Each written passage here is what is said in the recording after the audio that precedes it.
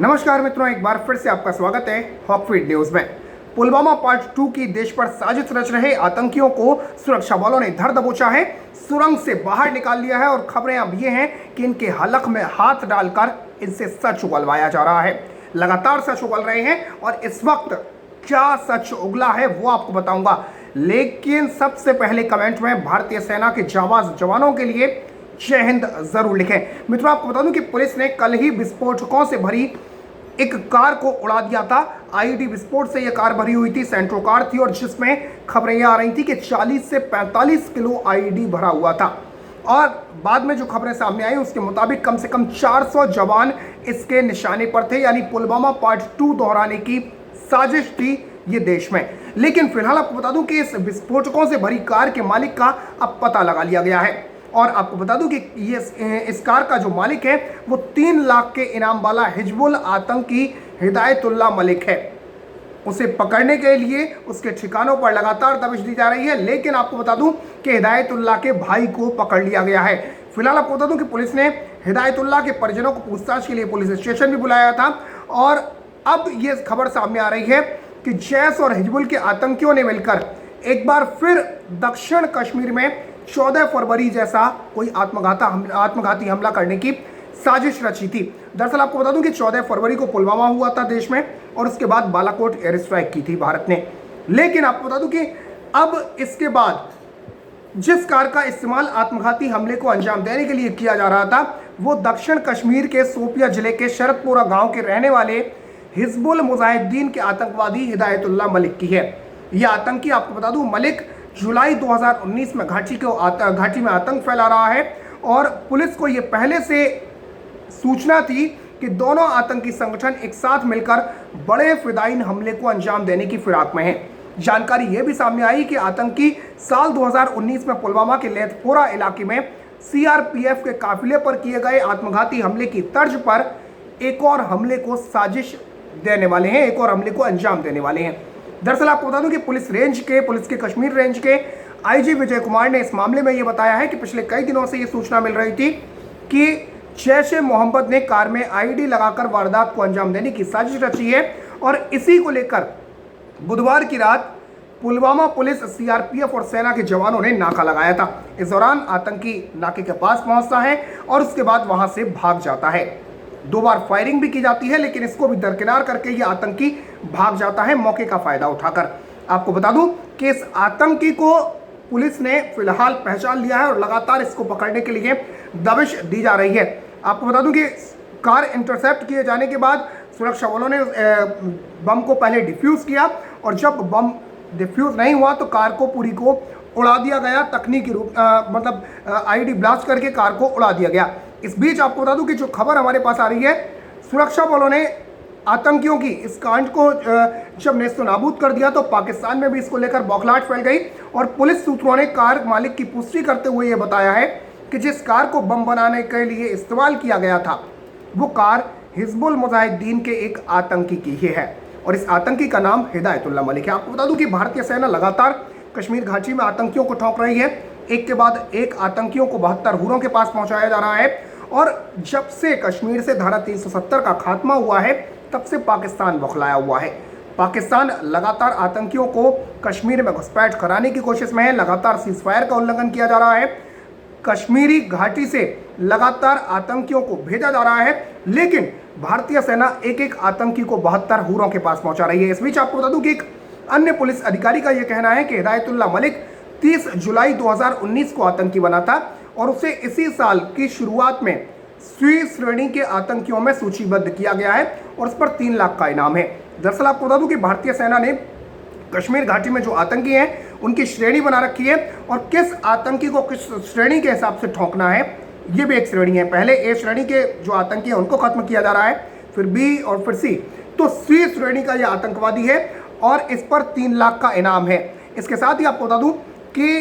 Police महानिदेशक दिलबाग सिंह का इस मामले में कहना है कि हमले की साजिश जैश, लश्कर और हिजबुल ने रची थी और कार में आईडी को 7 लाख रुपए के जैश आतंकी मूसा उर्फ वलीद उर्फ इदरीस ने एक अन्य जैश कमांडर फौजी भाई के साथ मिलकर फिट किया था। पाकिस्तान का वलीद मई आपको बता दूं 2015 से कश्मीर में सक्रिय बताया जाता है और 2017 से सक्रिय फौजी भाई पर 5 लाख रुपए का इनाम है, सक्रिय फौजी के इसके भाई पर। और कार पर जो नंबर प्लेट लगी थी वो आपको बता दूं ये नंबर प्लेट एक बाइक की थी और ये नंबर प्लेट थी JK8B1426। आपको बता दूं ये कठुआ के BSF कर्मी की एक मोटरसाइकिल का नंबर है और BSF कर्मी से इस बारे में पूछताछ भी की जा रही है। इस बीच आपको बता दूं कि NIA टीम ने भी इस मामले में जांच की है। NIA ने भी राजपुरा में विस्फोटक स्थल का जायजा लिया है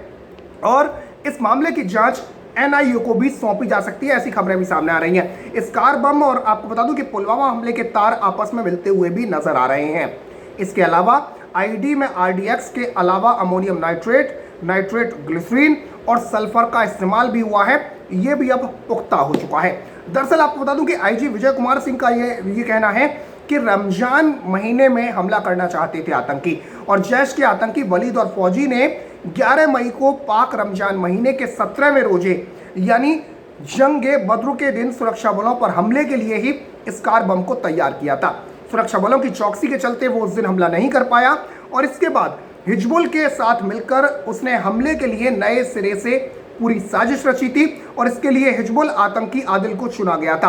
आपको बता दूं कि आदिल विस्फोटकों से लदी कार की जगह बदलने का प्रयास कर रहा था, लेकिन इसी दौरान वो धर दबोचा गया। दरअसल पुलिस को सूचना मिली थी कि आतंकी पुलवामा में किसी बड़े हमले को अंजाम देने वाले हैं और इसके बाद बुधवार शाम को तकरीबन 5:30 बजे पुलिस ने सीआरपीएफ और सेना की 44 RR के जवानों के साथ पुलवामा में चौकसी बढ़ा दी। रात करीब 10:30 बजे पुलवामा के राजपुरा इलाके में नाके पर सुरक्षा बलों ने सफेद रंग की एक सेंट्रो कार देखी और उसे रुकने का संकेत किया, लेकिन चालक ने जो आतंकी था उसने तेजी से कार को वहां से निकाल लिया। आपको बता दूं कि इसके बाद जो नाका पार्टी थी उसने दूसरी नाका पार्टी को सूचित किया और आयनगुंड के पास जवानों ने इस कार को दोबारा रुकने का संकेत किया। इसके बाद नाका देखकर जो आतंकी था उसने कार को एक संकरी जगह पर मोड़ने की कोशिश की और इस पर जब जवानों ने गोली चलाई तो कार का एक टायर पंक्चर हो गया, लेकिन यह आतंकी कार चलाता रहा लेकिन कामयाब नहीं हुआ और जवानों पर गोली चलाता हुआ ये अंधेरे में भाग निकला। दरअसल आपको बता दूं कि नाका पार्टी ने कार को कब्जे में ले लिया और उसके बाद जो आदिल है जो आतंकी उसकी भी तलाश शुरू की गई जो कि गाड़ी चला रहा था, लेकिन इसका भी सुराग नहीं मिला है। दरअसल आपको बता दूं कि घाटी में सुरक्षा बलों के बढ़ते दबाव और प्रमुख जो इनके कमांडर हैं रियाज नाइकू जैसे वो जब मारे जा रहे हैं तो ये हताश हो चुके हैं और हिजबुल मुजाहिदीन ने जैश ए मोहम्मद के साथ मिलकर सेंट्रल रिजर्व पुलिस फोर्स के काफिले पर गुरुवार को हमला करने की साजिश रची थी और आतंकियों के निशाने पर सीआरपीएफ के करीब 400 जवानों और अधिकारियों का एक काफिला था। समय रहते ही ये पता चल गया और एक बड़ा हमला, आतंकवादी हमला भारत पर चल गया। दरअसल आपको बता दूं कि पुलवामा में गुरुवार को नाकाम बनाए गए कार बम मामले की जांच से जुड़े सूत्रों की अगर हम मानते हैं तो ये खबरें सामने आ रही हैं कि आतंकियों को यह हमला सुबह कर डाला और इसलिए आतंकियों ने अपने सेफ हाउस से बुधवार रात को ही कार बम को बाहर निकालकर हाईवे के पास ले जाने की कोशिश की थी। और खबरें ये आ रही हैं कि जब गुरुवार सुबह श्रीनगर से जम्मू के लिए निकलने वाले सीआरपीएफ के 20 वाहनों के काफिलों पर यह हमला करने की प्लानिंग चल रही थी और यह काफिला श्रीनगर के बख्शी स्टेडियम से सुबह 7 बजे रवाना होता है और इसी काफिले पर हमले की प्लानिंग थी। इसमें करीब 400 जवान और अधिकारी होते हैं और कार को जिस हालत में पकड़ा गया है उसे देखते हुए यह अंदाजा लगाया जा सकता है कि आतंकियों का निशाना सीआरपीएफ का काफिला ही होगा। आपको बता दूं कि खबरें ये आ रही हैं कि पिछले 20 दिनों के दौरान दक्षिण कश्मीर खासकर कि पुलवामा, पंपोर और अवंतीपोरा के इलाके में आतंकवादियों की गतिविधियों के बारे में मिल रहे इनपुट भी इसी तरफ संकेत कर रहे हैं। आतंकियों के हमले की आशंका को देखते हुए सभी सुरक्षा एजेंसियों के लिए अलर्ट जारी किया गया था और हाईवे और सभी सुरक्षा प्रतिष्ठान जो हैं उनमें सुरक्षा प्रॉपर कर दी गई थी, चाक चौबंद कर दी गई थी और जिसके बाद इस हमले को नाकाम कर दिया गया। तो यानी पुलवामा पार्ट 2 की प्लानिंग थी। आपको बता दूं कि 14 फरवरी 2019 को पुलवामा के लित्तर में सीआरपीएफ के काफिले पर ही हमला हुआ था, इसी तरीके से ही हमला हुआ था और जिसमें एक आतंकी ने आईडी से लैस गाड़ी से सुरक्षा बलों की वाहन में टक्कर मार दी थी। इस हमले में 40 सीआरपीएफ कर्मी शहीद हो गए थे। इसका बदला भारतीय वायुसेना ने 26 फरवरी 2019 को पाकिस्तान में घुसकर बालाकोट में जैश के आतंकी ठिकानों पर बम बरसा कर लिया था और इन आतंकी ठिकानों को निस्सुनाबूद कर दिया था। तो मित्रों, खबर को शेयर करें, साथ ही साथ देश हित से जुड़ी खबरें देखने के लिए हॉकफीड न्यूज़ को सब्सक्राइब करें और बराबर में जो बेल आइकन है, जो घंटी का निशान है, उसे जरूर दबा दें। फिलहाल के लिए इतना ही। जय हिंद, जय भारत, नमस्कार।